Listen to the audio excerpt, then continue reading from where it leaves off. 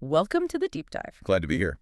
Our mission is pretty straightforward. We take the sources you give us, dive deep, and, pull out the key bits of information. Help you get informed quickly, cut through the noise. Exactly. We're your guides helping you unpack it all. And Right. today we're digging into a veterinary topic using a text excerpt you shared. Right.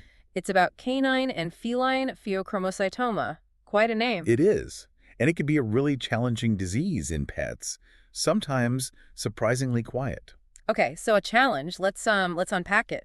Our goal for this deep dive is to see what this source says about, well, what it is, first off. Right, what it is. Who gets it, what signs to look for, and maybe why they're tricky. Definitely tricky sometimes. How vets diagnose it, how it's treated, and the prognosis, the outlook. Sounds like a plan. Let's jump in. Okay, so first things first.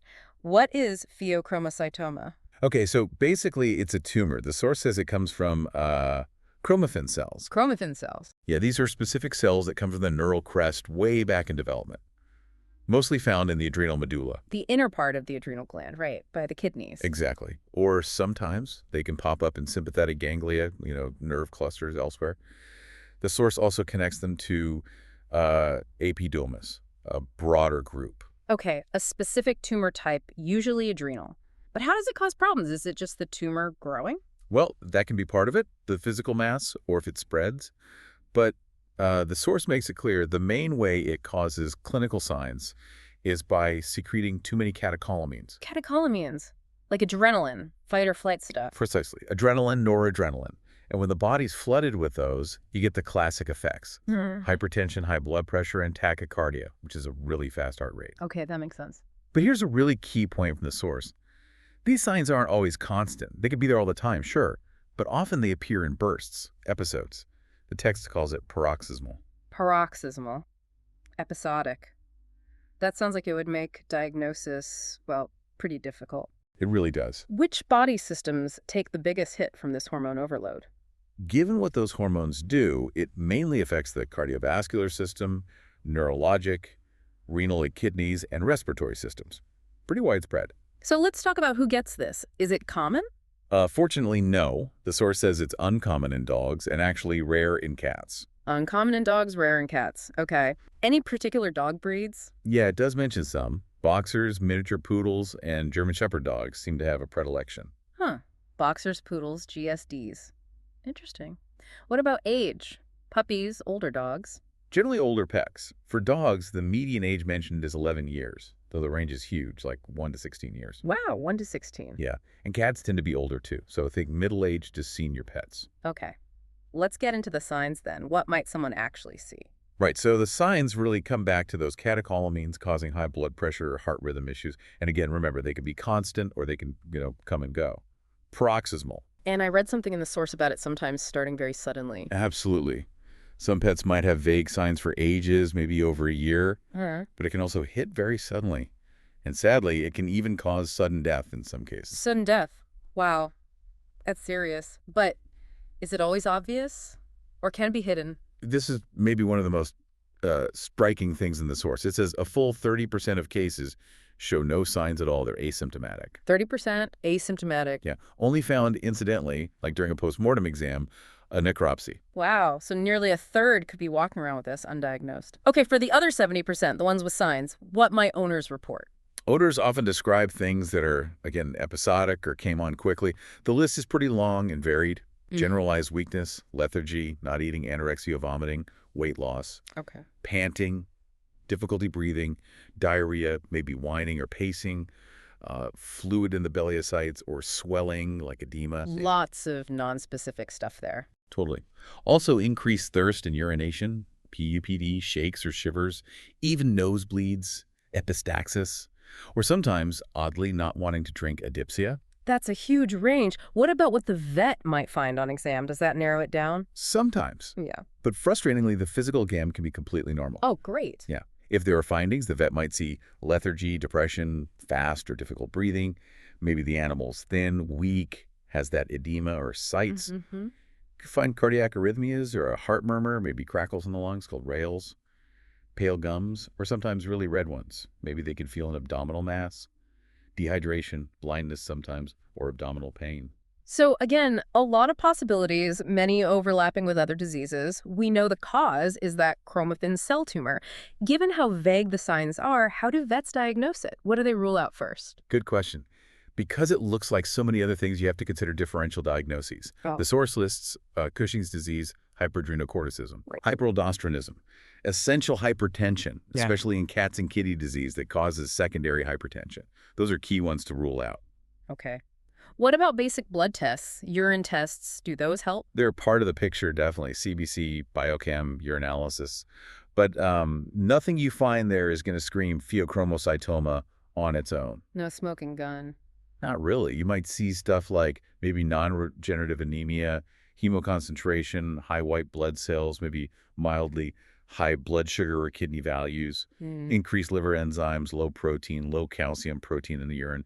Things that say something is wrong, but not what. Okay, hints, but no answer. You mentioned hypertension as a big sign. How's that measured? Right. Measuring arterial blood pressure is really important.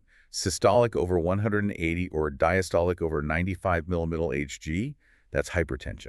I sense a but. There's a big but. Or- Remember that episodic paroxysmal secretion? Yeah. Well, the source says because of that, only about half, 50% of animals with this tumor will actually be hypertensive when you measure them in the clinic. Only half. Wow, so a normal reading doesn't rule it out at all. Not at all. Major hurdle. What about the heart rate issues? ECG. Yep, an electrocardiogram helps. The most common thing is just sinus tachycardia fast, regular rhythm. But you can see more worrying things too, like ventricular premature contractions, VPCs. Okay, so if the basic tests and blood pressure aren't definitive, what about imaging? Can we see the tumor? Imaging is super important here. Abdominal x-rays, radiographs, might show a mass in maybe 30% of cases. Sometimes you can see calcification in it, about 10%. Mm-hmm. X-rays might also show secondary things like an enlarged liver, kidneys pushed out of place that excites fluid, or maybe the big vein, the caudal vena cava, looks enlarged. And chest x-rays to check the heart and lungs. Exactly. You're looking for effects of chronic high blood pressure, maybe an enlarged heart, or fluid in the lungs, pulmonary congestion or edema. What about ultrasound? Seems like that would give a better look at the adrenal gland itself. It definitely does. Yeah. Abdominal ultrasound is often much more revealing. It can usually spot an adrenal mass, and typically it's just on one side unilateral. And really importantly, ultrasound can check if the tumor is growing into the caudal vena cava or other structures nearby, or if it's spread, metastasized to the abdomen or liver. Can you get even more detailed images? You can. The source mentions CT scans and MRI for even better detail. And there's a special nuclear scan, scintigraphy, using something called 1,2,3-I methiodobenzoylguanidine. It specifically lights up these kinds of tumors. Okay, so imaging helps find a suspect mass. What about lab tests that actually measure those hormones you mentioned, the catecholamines? Yes, this is often how you nail the diagnosis. Measuring plasma catecholamines. If the level is over 2,000 picograms per milliliter, that strongly supports PHEOs. The source says this test is highly sensitive, like 0.97. Very sensitive. Good at finding it if it's there. Exactly. What about urine tests for hormones? I think I've heard of that. You can do that too. Measure urinary catecholamines and their breakdown products, metabolites. Either a 24-hour collection or a ratio to creatinine in a single sample. Seems simpler than a blood draw, maybe. Maybe. But there are some significant catches. The source lists precautions. The pet can have had vanilla, certain drugs, or recent X-ray contrast agents. These mess up the results, cause false positives. Okay, tricky collection. Anything else? Yeah, the urine itself needs to be acidified, pH below 3 to keep the hormones stable. And the source notes it's less sensitive than the plasma test sensitivity, listed as 0.42, so more likely to miss it. Plus, still a chance of false positives, maybe 10–15%. They give normal ranges, but you're really looking for big elevations. So plasma seems more reliable if you can get it. Are there any tests where you give a drug? There is one called the phentolamine test. It's specifically for patients already known to be hypertensive. Right. You give IV phentolamine, which blocks adrenaline effects, and watch the blood pressure. What makes positive? A big drop in blood pressure, like over 35 systolic or 25 diastolic, lasting 5 minutes or more. But the source warns it has a high rate of false positives, and you risk making the blood pressure dangerously low.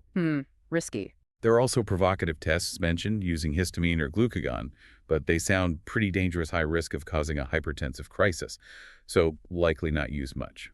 Okay, so Imaging plus plasma hormones, or maybe carefully done urine hormones, seem like the best bet diagnostically. How is it confirmed 100%? Ultimately, it's looking at the tumor tissue itself.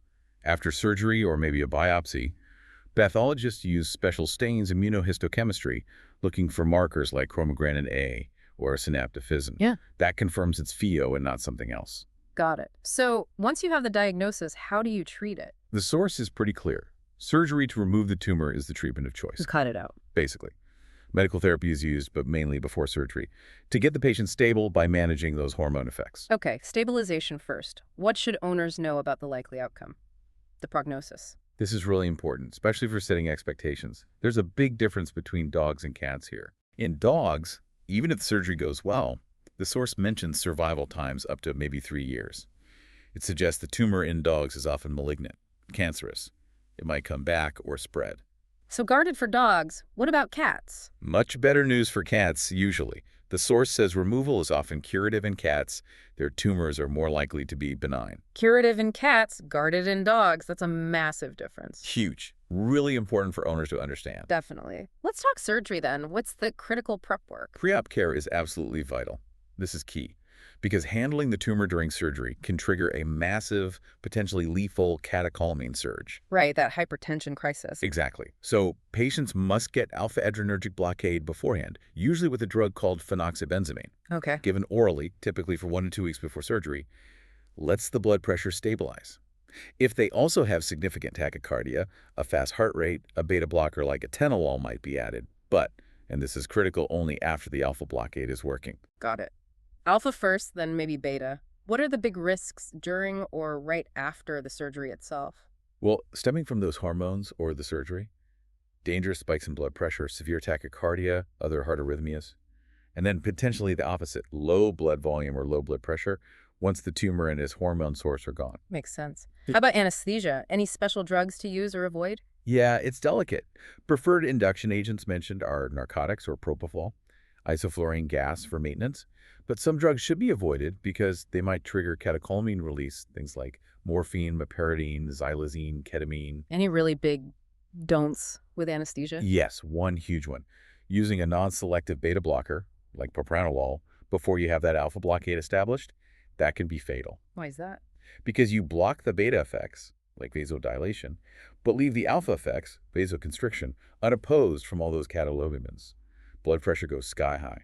The source really flags this as dangerous. Okay, so meticulous drug choice and prep. What's the actual surgery? It's usually removing the one affected adrenal gland unilateral adrenalectomy. Sometimes, if the tumor has grown into that big vein, the caudal vena cava, they might need to remove that tumor thrombus too. Complex stuff. Can be. And again, just physically manipulating the tumor is the riskiest part if the patient isn't properly pre-medicated for that hypertensive surge. Are there emergency drugs kept on hand for complications during surgery? Absolutely. If hypertension happens despite the prep, IV phentolamine can be given quickly. For severe tachycardia or arrhythmias, beta blockers like esmolol are used, often as an infusion. Sounds like recovery needs intense monitoring too. It really does. Post-op, patients need close watching for typically 24 to 72 hours, monitoring blood pressure, central venous pressure CVP, for fluid status, and ECG continuously. And what are the main complications you're watching for after surgery? Things like bleeding inside the abdomen, persistent low blood pressure now that the tumor's gone, infection like peritonitis or sepsis. Okay, so wrapping up, what's the overall outlook? The source sums it up as guarded to fair overall, but you absolutely have to remember that species difference. Right. Often curative in cats. Exactly. While in dogs, even with surgery, that guarded prognosis reflects the higher chance of malignancy, recurrence, or spread. Okay. So we've taken a deep dive into canine and feline pheochromocytoma using this text. We've seen it's uncommon but definitely significant, often hits specific breeds and older pets. And the signs are just so challenging. They can come and go, or maybe not even be there at all in quite a few cases. Yeah, that 30% asymptomatic figure is striking. Diagnosis means ruling out other things, using imaging to find the suspect, and those specialized hormone tests. Even blood pressure isn't always reliable at one point in time. And treatment is surgery, but getting there safely is all about that pre-op medical management, especially the blood pressure control. That alpha blockade is crucial. Absolutely. And finally, that huge difference in outcome between dogs and cats, often benign and curable in cats, more often malignant and guarded in dogs. A really key takeaway. So here's a final thought to chew on based on all this. If 30% are asymptomatic and the signs are often episodic, how many pets might actually be out there with undiagnosed pheochromocytoma, maybe presenting with just vague signs that get missed? What does that hidden prevalence really mean? It definitely makes you think, doesn't it? Highlights the need for thorough investigation of those vague cases. Indeed. Thanks for joining us for this deep dive.